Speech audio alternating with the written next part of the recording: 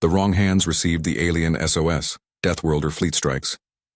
The Zephyrian research ship Harmony's light floated dead in space. Its beautiful blue and silver hull that once glowed with soft light was now dark and broken. Captain Veltar pressed her 4 hands against the command console, trying to stop them from shaking. Fear filled every part of her body as she looked at the massive warships surrounding them. The Krex Dominion had found them. The peaceful Zephyrians had been exploring this empty part of space when they discovered something terrible. Hidden research stations where the Krex were testing weapons on living planets, worlds with billions of innocent people being used as target practice. The Zephyrians had recorded everything, gathered proof of these horrible crimes against life itself. Now, the Krex were here to silence them forever. "Captain," whispered her young communications officer, his 6 eyes wide with terror. "They're charging their main guns. All of them." Veltar closed her eyes for a moment. In her long life, she had always believed that good would win over evil. That somewhere in the vast galaxy, someone would always stand up for what was right. Today would test that belief. "Open all communication channels," she ordered. "Send our findings to every civilized world in the galaxy. If we die today, at least the truth will live." The young officer's tentacles danced over his controls. "Channel open, Captain. Broadcasting on all frequencies." Veltar took a deep breath and began to speak.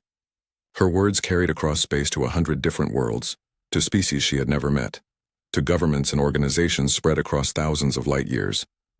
"To any civilized species capable of receiving this transmission," she said, her voice steady despite her fear.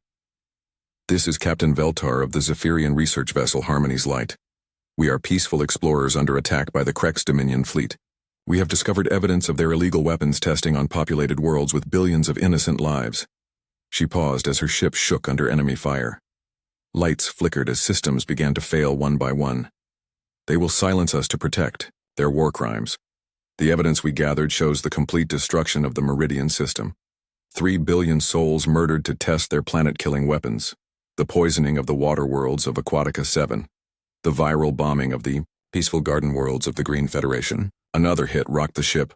Her crew looked at her with hope and fear mixed together in their alien faces. "Please," Veltar continued, "if there is any justice left in the galaxy, if there are still those who believe that life is precious and worth protecting, help us. Do not let these monsters continue their work. Do not let our deaths be meaningless. The coordinates of their secret bases are included in this transmission. Someone must stop them." The message burst out into space, carried by quantum waves that moved faster than light itself. It reached the Galactic Peacekeeping Union first, but they were meeting in session and would not act for weeks. It reached the Trade Federation Council, but they were afraid of economic sanctions. It reached the Scientific Coalition, but they had no military ships. The message traveled further and further from the dying Zephyrian ship. It passed by advanced civilizations that talked about peace, but never acted when evil showed its face. It went beyond the known trade routes, past the borders of the great galactic powers to the very edge of the galaxy itself.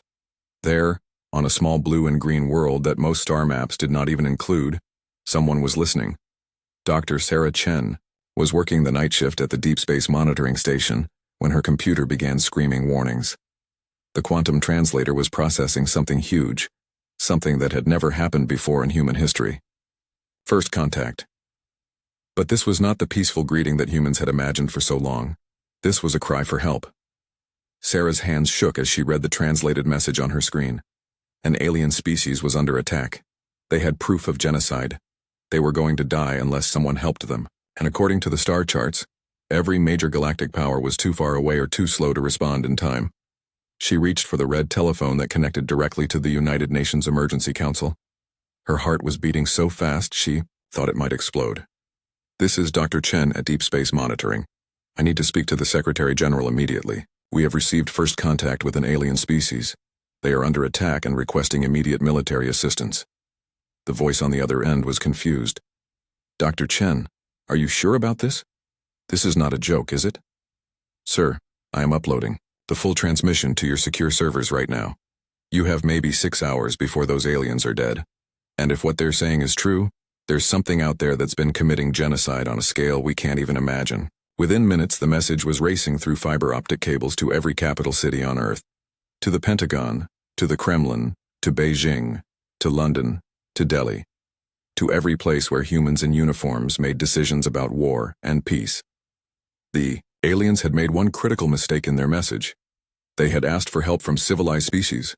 They had no idea that their call for help had reached a world where civilization was built on the idea that sometimes violence was the only answer to violence. A world where every major nation kept weapons that could destroy planets, and soldiers who were trained to use them. In Washington, General Patricia Morrison was reading the alien message for the third time when her aide knocked on her door. "Ma'am, the president wants to see you in the Situation Room right now." She stood up, grabbed her hat, and walked toward what would become the most important military meeting in human history. In her mind, she was already planning fleet positions, weapon loads, fuel requirements, and most importantly, how fast they could get ships to those coordinates. The aliens had called for help from civilized species. What they were about to get was something much more dangerous. They were about to meet humans. As Harmony's light continued to die in the cold space between the stars, Captain Veltar did not know that her message had found exactly the right people. A species that had spent thousands of years learning one simple truth. Sometimes the only way to stop a monster is to be a bigger monster. The wrong hands had indeed received the alien SOS. And for the Krex Dominion, that was going to be a very big problem. In shipyards around Earth, crews began working around the clock to prepare humanity's first interstellar war fleet. Time was running out, but humans had one advantage that the peaceful aliens could never have imagined. When humans decided to go to war, they did not waste time talking about it. The wrong hands received the alien SOS. Deathworlder Fleet Strikes Admiral Marcus Reeves stood in the command center of the orbital shipyard above Earth, watching through the huge windows as 12 warships prepared for humanity's first interstellar battle. Each ship represented a different nation, but today they all flew under one flag, the flag of Earth. The message from the dying alien ship had reached Earth 18 hours ago. In that time, world leaders had done something that usually took months or years. They had agreed. Every major military power on the planet had contributed ships and crews for this mission. The Americans brought their newest destroyer, Freedom's Edge. The Russians sent the heavy cruiser Stalingrad. The Chinese contributed their fast attack ship, Dragon's Fury. 12 ships total, carrying the best weapons and the angriest crews that humanity could put together. "Admiral," called Captain Zhang Wei from the communication station. "All ships report ready for departure. Weapon systems armed, jump drives charged. We're ready to go to war, sir." Reeves nodded and opened a channel to all ships. Every crew member in the fleet could hear his words. "People of Earth," he began, his voice carrying the weight of history. 72 hours ago, we thought we were alone in the universe. We thought we were the only intelligent life looking up at the stars and wondering what was out there. We were wrong." He paused, looking out at the ships that would carry humanity to its first battle beyond their own solar system. "Yesterday, we received our first message from an alien civilization. It was not a greeting. It was not an invitation to join some galactic community. It was a scream for help. A cry from innocent beings who were about to be murdered by something, calling itself the Krex Dominion." Through the windows, Reeves could see crew members on other ships stopping their work to listen. This was bigger than anything humanity had ever done before. "The aliens who called for help made a mistake," Reeves continued. "They asked for help from civilized species. They thought that civilization meant talking, debating, forming committees, and voting on what to do while innocent people died. They have no idea what kind of civilization Earth actually is." The Admiral's voice grew harder, colder. "We are a civilization that learned long ago that evil only understands one language: violence. We are a civilization that has spent 10,000 years perfecting the art of war, not because we love killing, but because we love protecting those who cannot protect themselves." On the bridge of the Chinese ship Dragon's Fury, Captain Liu Mei was translating the Admiral's words for her crew. Many of them were young, had never been in a real battle, but they all understood what they were being asked to do. "The so-called civilized galaxy is having meetings right now," Reeves said. "They are debating and discussing while genocide happens right in front of them. They will form committees and vote on resolutions while entire worlds burn. That is not civilization. That is cowardice." In the Russian ship Stalingrad, Captain Viktor Petrov was checking his weapons one final time. Nuclear missiles, particle beam cannons, railguns that could shoot through a mountain. The ship had enough firepower to level a continent, and Petrov was ready to use every bit of it. "But Earth is different," the Admiral continued. "When we see evil, we do not form committees. We do not vote. We do not debate. We act. And we act fast. The crews across all 12 ships were silent now, hanging on every word. In exactly 1 hour, we will jump to hyperspace and travel to a star system where innocent aliens are fighting for their lives against monsters. We do not know how many enemy ships we will face. We do not know what kind of weapons they have. We do not know if we will all come home. Reeves paused, letting that sink in. But we know this. We know that when we arrive, those aliens will learn something about humans that the rest of the galaxy is about to learn. We keep our promises, and we promise to help. On the German ship Rhine Maiden, Captain Hans Müller was running final checks on their experimental plasma cannons. The weapons had never been tested in real combat, but today they would learn if German engineering could kill aliens, as well as it had killed humans throughout history. I want every one of you to remember something, Reeves said, his voice now carrying across 12 ships and 3,000 crew members. The aliens who sent that message think they are about to die. They think their last act was sending a hopeless call for help that no one would answer. They are wrong. The Admiral's voice rose, filled with the kind of determination that had built human civilization. When we come out of hyperspace in that system, we will not come as diplomats. We will not come as peacekeepers. We will come as the answer to their prayers. We will come as proof that somewhere in this galaxy, someone still gives a damn about right and wrong. In the British ship Sovereign, Captain James Hartwell was reading the final intelligence reports about the Kreks. Advanced technology, superior numbers, no experience fighting an enemy that actually fought back. The Kreks had spent centuries bullying weaker species. Today they would meet something different. The enemy we face has spent generations terrorizing peaceful species, Reeves continued. They think they are the strongest thing in the galaxy. They think their advanced technology and bigger ships make them unbeatable. They have never met humans. A grim smile crossed the Admiral's face.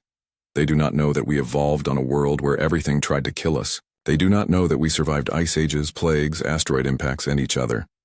They do not know that we built weapons that could destroy our own planet just to make sure our enemies could not have it. The final launch preparations were complete. All ships showed green lights across the board. In 10 minutes we jump, Reeves announced. When we arrive, remember your training, remember your duty, and remember that somewhere out there, aliens who have never met humans are counting on us to be everything that humanity can be when someone needs help. He paused one final time. Today we are not Americans, Russians, Chinese, or any other nationality. Today we are humans, and we are going to show this galaxy what that means. All ships prepare for jump in T-10 minutes. Across all 12 ships, 3,000 human warriors made final preparations for humanity's first interstellar war. They checked their weapons, said their prayers, and looked at pictures of home. In 10 minutes, they would jump across space to help aliens they had never met, fight monsters they had never seen. It was the most human thing they had ever done. The wrong hands received the alien SOS, Deathworlder fleet strikes. The space around the dying Zephyrian ship was filled with the hulking forms of Krek's war vessels. 30 massive ships, each one bigger than anything humans had ever built, surrounded the small research vessel like predators circling wounded prey. The Krek ships were dark and angular, covered in spikes and weapon ports that glowed with deadly energy. Sector Admiral Thax stood on the bridge of his flagship Bone Crusher, his insect-like body radiating satisfaction. The Zephyrians had discovered too much recorded evidence that could bring down the Dominion if it ever reached the wrong people. But soon that would not matter. Soon there would be no witnesses left alive. Status report. Thax clicked, his mandibles scraping together in what passed for speech among his kind. The research vessel is disabled, Admiral, reported his weapons officer, a smaller Krex whose carapace bore the scars of many battles. Life support failing. They will be dead within the hour even if we do nothing. Thax's compound eyes reflected the lights of his bridge displays. No, too slow. Too much chance for rescue. Charge all weapons. We finish this now. But before the Krex could fire their final shots, space itself seemed to tear open. Reality split apart in 12 different places around the system, as human ships exploded out of hyperspace with violent bursts of energy that made the very fabric of space scream. The human fleet arrived not in the neat formations that galactic navies used, but in a spread-out attack pattern that put enemy ships in crossfire from multiple angles. Admiral Reeves had studied every piece of intelligence about Krek's tactics during the jump. They relied on their size and technology to intimidate enemies into surrender. They had never fought anyone who came to a battle planning to win at any cost. All ships. Reeves broadcast on the human command frequency. We have 30 Krex vessels surrounding one disabled research ship. They are significantly larger than our ships and likely have superior technology. Questions? No questions, Admiral, came the response from 12 different captains in 12 different languages, but all with the same tone. They were here to fight, and they were ready. On the Krex flagship, chaos erupted as sensor officers tried to understand what they were seeing. Admiral, unknown vessels have entered the system. 12 contacts, primitive design, but their weapons are charging. Thax looked at the tactical display with confusion. The ships were tiny compared to his fleet, and their technology seemed crude. Fusion drives instead of antimatter, physical armor instead of energy shields, kinetic weapons instead of energy beams. They looked like museum pieces. Hail them, Thax ordered. Let us see which species has decided to die today. The communication channel opened, and Admiral Reeves's face appeared on the Krex screens. The alien features were strange to Krex eyes, but there was something about the expression that made even veteran warriors uncomfortable. The human's eyes held a cold intelligence and a promise of violence that the Krex had never seen before. Krex vessels, Reeves said, his voice carrying clearly across space. This is Admiral Marcus Reeves of the Terran Defense Fleet. You are ordered to stand down immediately and release the Zephyrian research vessel. You have 30 seconds to comply. Thax's laughter was a harsh clicking sound that echoed through his bridge. Terran. Never heard of them. Whatever primitive species you represent, you are outgunned 30-12. Surrender now, and we may. Let some of you live as slaves. The human admiral's expression did not change. 15 seconds. This is your final warning, primitives. Leave now or be destroyed. 5 seconds. Thax was about to order his ships to fire when his tactical officers, panicked chittering, cut through his thoughts. Sir, they're not waiting. All human ships are firing.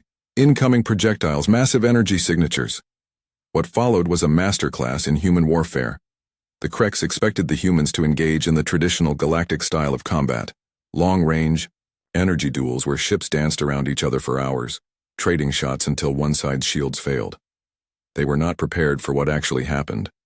The human ships accelerated directly toward the Krex fleet, at maximum thrust.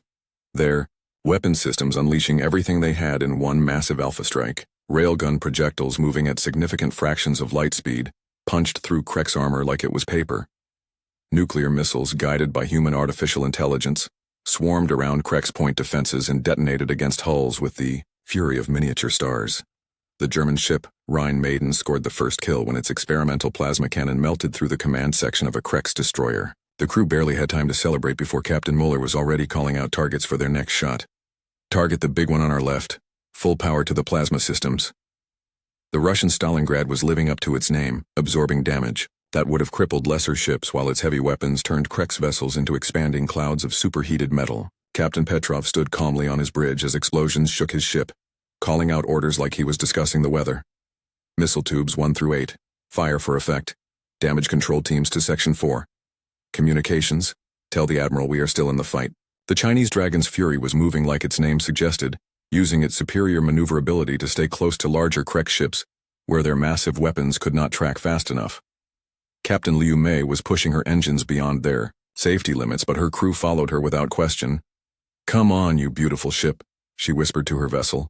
Show these aliens what Chinese engineering can do. But it was Admiral Reeves in the American flagship Indomitable who truly showed the Krex what they were facing. The massive human dreadnought came straight through the center of the Krex formation, its main guns firing in sequence like the heartbeat of some metal god. Each shot was perfectly placed, perfectly timed, turning enemy vessels into wreckage, with mechanical precision. The Krex had never seen anything like it. These humans fought like they were born for war, like violence was not just a tool, but an art form they had perfected over millennia. Every shot found its target. Every maneuver put them in position for the next attack. There was no wasted motion, no hesitation, no mercy. Within 10 minutes, half the Krex fleet was dead or dying. The survivors were no longer thinking about victory. They were thinking about survival. Admiral Thax watched in horror as his flagship's armor was stripped away by continuous railgun fire. His bridge was filled with smoke and the screams of his crew. Through the chaos he could see the human admiral's ship approaching, its weapons still firing with inhuman accuracy. Surrender! Thax broadcast on all frequencies. We surrender! The firing stopped. The sudden silence was more terrifying than the battle had been. Admiral Reeves's voice came across the communication channels, cold and implacable. All Krex vessels, power down your weapons and prepare to be boarded. Any ship that attempts to flee or fight will be destroyed. You have 1 minute to comply. As Krex ships began shutting down their systems, Captain Veltar watched from the bridge of her damaged research vessel in amazement. In 15 minutes, these unknown aliens called humans had done what the entire Galactic Peacekeeping Union had never managed to do. They had made the Krex Dominion surrender, but she was about to learn that making them surrender was just the beginning of what humans could do. The wrong hands received the alien SOS, Deathworlder fleet strikes. The battle was over, but Captain Veltar felt like she was living in a dream.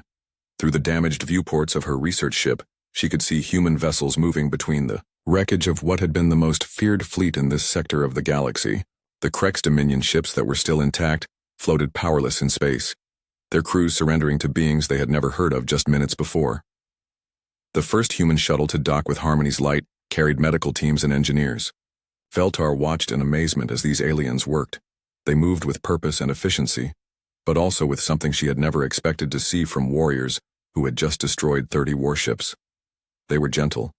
Commander Elena Vasquez led the human medical team as they spread throughout the Zephyrian ship. She was a small woman by human standards, but she carried herself with the confidence of someone who had seen combat and survived. Her dark eyes missed nothing as she assessed the wounded aliens and began organizing treatment. Dr. Chen, set up the surgical unit in their medical bay, she ordered. Rodriguez, get the engineers working on their life support. We need full atmosphere restored in 20 minutes. Veltar approached the human commander carefully. Her species had always been peaceful, and she had never been this close to beings who could kill with such efficiency.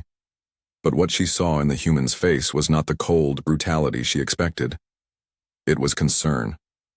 Commander, Veltar said in her best attempt at the human language which her ship's computer had been frantically learning during the battle. I am Captain Veltar. I do not understand.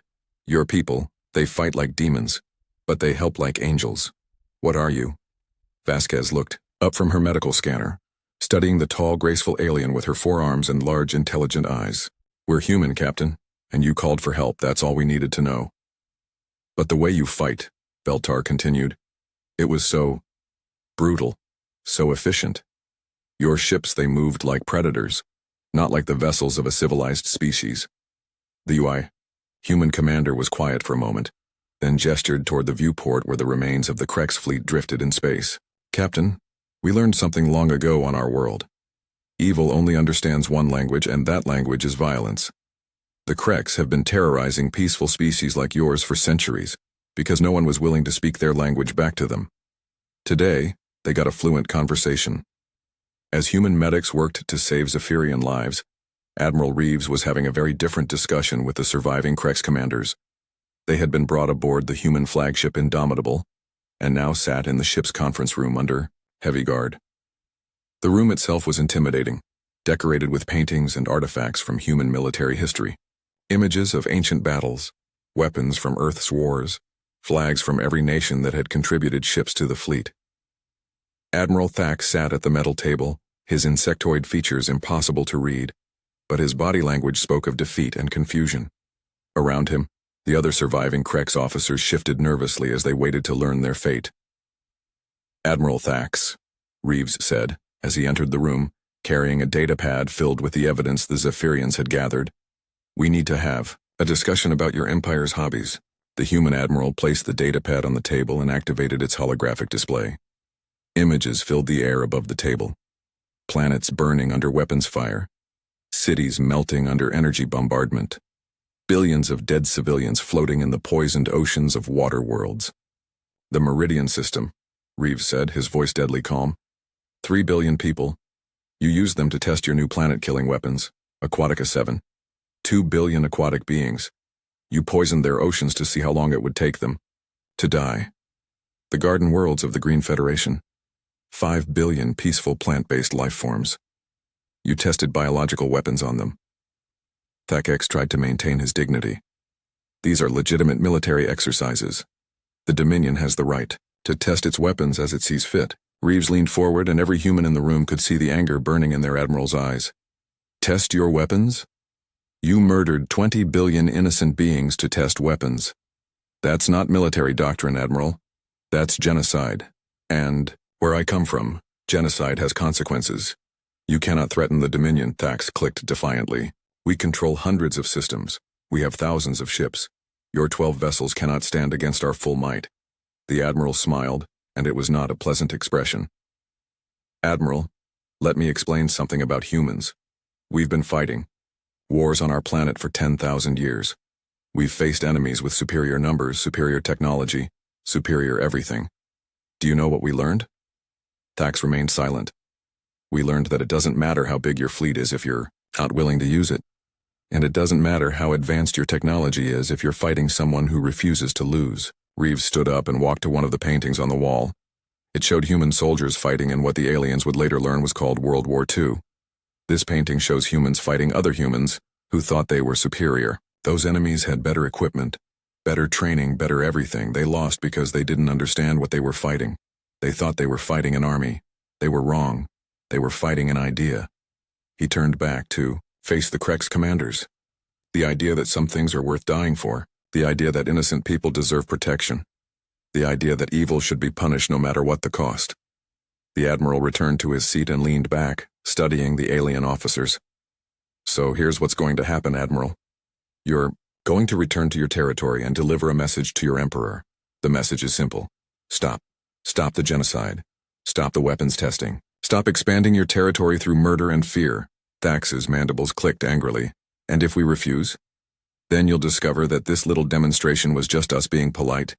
You've seen what 12 human ships can do to 30 of yours. Would you like to see what 1,000 human ships can do to your entire empire? The Krex Admiral's compound eyes reflected the lights of the human conference room as he processed this threat. His species had ruled through fear for centuries, but now he was the one feeling afraid. You're bluffing, he said, but his voice lacked conviction. Reeves smiled again. Admiral, humans don't bluff about genocide. We have a very simple rule. If you try to murder innocent people on an industrial scale, we will stop you. And we will use whatever force is necessary to make sure you never try again. The human admiral stood up, indicating the meeting was over. You have a choice to make, Admiral. Your empire can learn to coexist peacefully with its neighbors, or it can learn why predators from Deathworlds don't make idle threats. The choice is yours. As the Krex officers were escorted back to their ships, Admiral Thax realized that something fundamental had changed in the galaxy. For the first time in centuries, the Krex Dominion had met someone willing to fight them on their own terms. And they had lost. The message would spread quickly through Krex space. There were new players in the galaxy, and they played by different rules. Rules that said innocent life was worth protecting, no matter what the cost. The wrong hands had received the alien SOS, and the galaxy would never be the same. The wrong hands received the alien SOS, Deathworlder fleet strikes. 6 months after the Battle of the Zephyrian system, the Grand Assembly Hall of the Galactic Peacekeeping Union was filled with more species than had ever gathered in one place. Representatives from over 300 different civilizations sat in the massive circular chamber, their various forms creating a rainbow of colors, shapes, and sizes that represented the incredible diversity of galactic life. But today, they were all united by one thing: fear. The Krex Dominion had not just stopped their expansion, they had begun retreating. 3 star systems had declared independence from the Dominion, knowing that protection was available from the strange new species that had appeared from the galaxy's rim. Pirates throughout the sector had mysteriously disappeared after human patrol ships began regular routes through space that had been dangerous for centuries. Council leader Threll, a tall being whose translucent skin showed the flowing energy patterns that served as his species' nervous system, called the emergency session to order. His voice carried across the chamber through translation devices that converted his meaning into hundreds of different languages.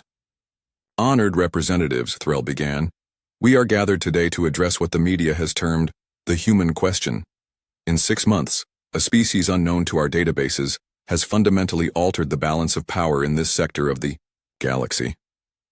Murmurs filled the chamber as delegates shifted nervously. Some species had already sent diplomatic missions to Earth, seeking treaties and alliances. Others had quietly begun increasing their own military spending, worried about what these humans might do next. The facts are simple. Thrall continued, and disturbing to our traditional understanding of galactic politics. A single human fleet of 12 vessels defeated a Krex force of 30 ships in less than 20 minutes. Since then, Krex expansion has completely stopped. 3 systems have successfully revolted against Dominion rule.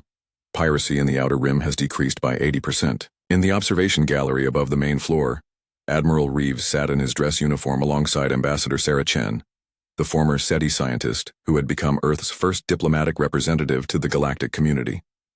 They had not asked to address the assembly. They had not requested membership in the Peacekeeping Union. They were simply there to observe and answer questions if asked.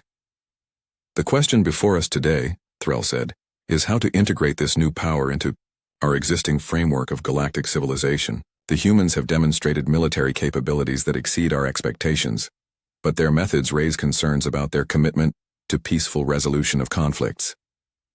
That was when Captain Veltar rose from her seat among the Zephyrian delegation.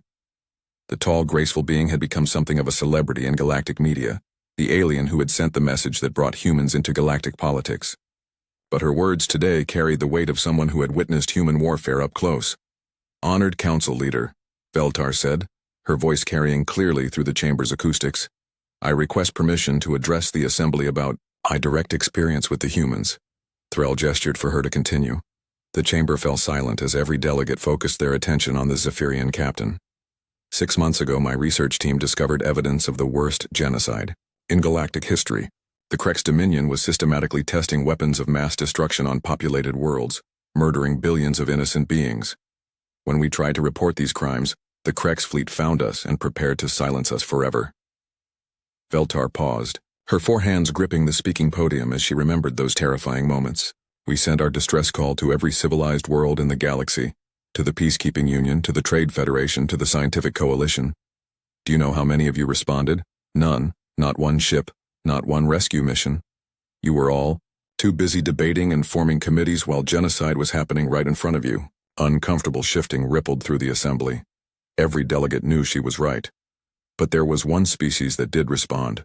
A species that had never heard of us, that owed us nothing, that had no political interest in our sector of space. The humans came because we asked for help, and that was enough for them. Veltar's voice grew stronger, filled with an emotion that many delegates had never heard from the typically peaceful Zephyrians. You call their methods brutal. You question their commitment to peaceful resolution. But I watched human medical teams work for 18 hours straight to save my crew. Beings they had never seen before from a species they had just learned existed. I watched human engineers rebuild our ship's life support systems with their own hands. I watched human soldiers who had just fought the most violent battle in galactic history treat their enemies with dignity and mercy. She turned to look directly at Admiral Reeves in the observation gallery. The humans have shown us something that we had forgotten in our civilized comfort. That sometimes, justice requires not just moral clarity, but the courage to act. That sometimes, protecting innocent life requires the willingness to use force against those who would destroy it. The chamber was completely silent now. Many delegates were looking down at their desks, unable to meet Veltar's gaze. Esteemed colleagues, she continued, we debate and deliberate while evil acts with impunity. We form committees and pass resolutions, while billions die. The humans have shown us a different way. They have shown us what it means to actually stand up for the values we claim to represent. Veltar stepped back from the podium, but she was not finished. I propose that this assembly grant the Terran Defense Fleet special peacekeeping status, with broad authority to respond to distress calls and protect civilian populations throughout the galaxy, not because we agree with all their methods, but because they are the only ones willing to use those methods when innocent people need protection. The vote that followed was not even close. 312 votes in favor, 15 abstentions, and 0 votes against. The message was clear. The galaxy's civilized species might not like human methods, but they had no intention of testing them. As the assembly concluded and delegates began filing out, many approached Admiral Reeves with questions, offers of alliance, and requests for military cooperation. But it was the conversation with Delegate Carrix of the Andromedan Trade Collective that would become legendary in diplomatic circles. Admiral, the insectoid being clicked through his translator.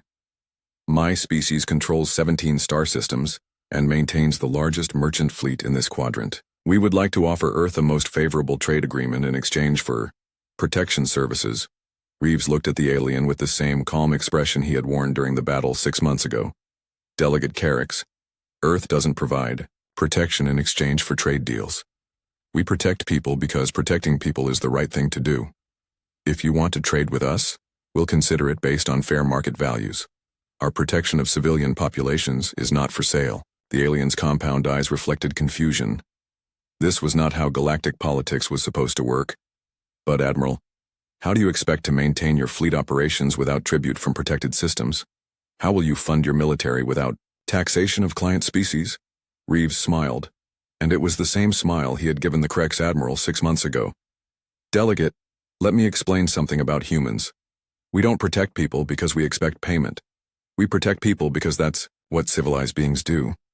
The moment we start charging for justice is the moment we become just another protection racket. As the alien delegates continued to file out of the chamber, discussing and debating the implications of human involvement in galactic politics, Admiral Reeves and Ambassador Chen made their way back to their shuttle. Think it worked? Chen asked, as they walked through the corridors of the massive station. The vote? Oh yes, it worked perfectly. We just got official authorization to do what we were going to do anyway. And if some of the more aggressive species decide to test us? Reeves looked out through the station's viewports at the stars beyond, where human patrol ships were already beginning their regular routes through previously dangerous space. Then they'll learn the same lesson the Krex learned, that predators don't just evolve to hunt prey, they evolve to protect their pack. He paused, considering his next words. And Sarah, whether they like it or not, the galaxy just became our pack. 6 months after receiving an alien distress call, humanity had gone from unknown primitives on the galactic rim to the unofficial guardians of civilized space. The wrong hands had received the SOS, and the results had exceeded everyone's expectations. In the months and years that followed, human patrol ships would become a common sight throughout the galaxy. Pirates would learn to avoid systems under human protection. Genocidal empires would discover that their activities had consequences, and peaceful species would sleep better knowing that somewhere among the stars, someone was watching and ready to act when evil showed its face. The galaxy had learned an important lesson about the species from the small blue world. Humans kept their promises, especially the ones about protecting innocent life. And that made all the difference.